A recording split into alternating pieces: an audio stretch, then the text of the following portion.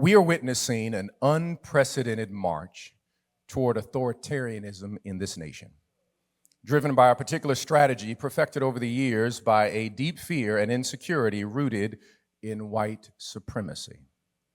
The strategy was first deployed during the post-Reconstruction period.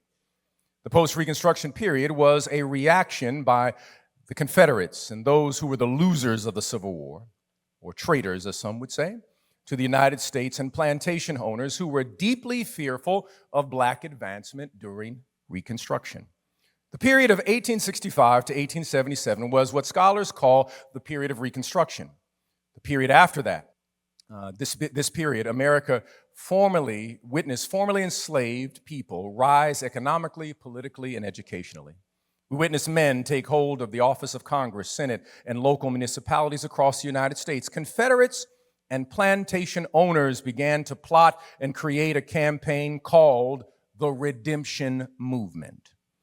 The movement was designed, and I quote, to take our country back and make the South great again.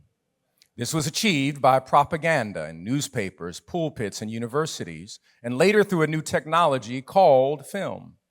A film was produced and distributed in 1915 called Birth of a Nation. The Birth of a Nation was originally called The Klansman.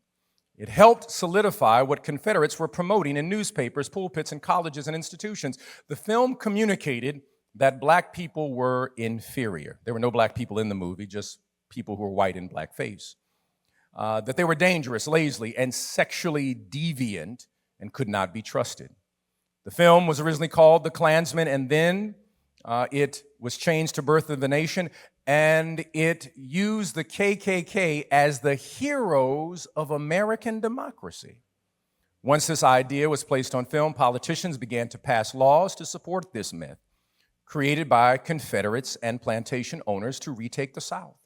Laws were put in place across the South known as vagrancy laws, where if a black person did not have papers or 2 or 3 black people were gathered together, they could immediately be placed in jail. Once in jail, a judge would offer a fee for freedom that no one could pay.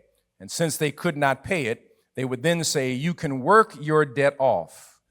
And they were then sold to corporations across the United States, many times working for the rest of their life for no money. The system was designed to take control of the South because the South's greatest fear was black excellence and progress. Fast forward to today. Allegedly, this nation has 3 co-equal branches of government: the judicial, the legislative, and the executive branch, serving as a check on each other.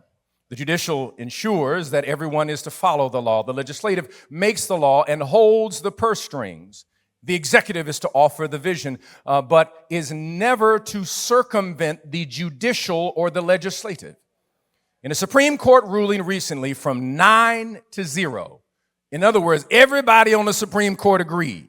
Let me say it again, 9-0. The Supreme Court can't agree on lunch.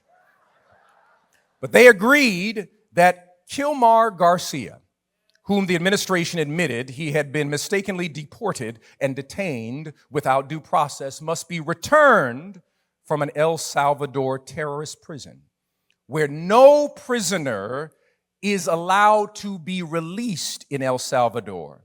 In the words of the leader of El Salvador, the only way that anyone leaves this prison is through a coffin.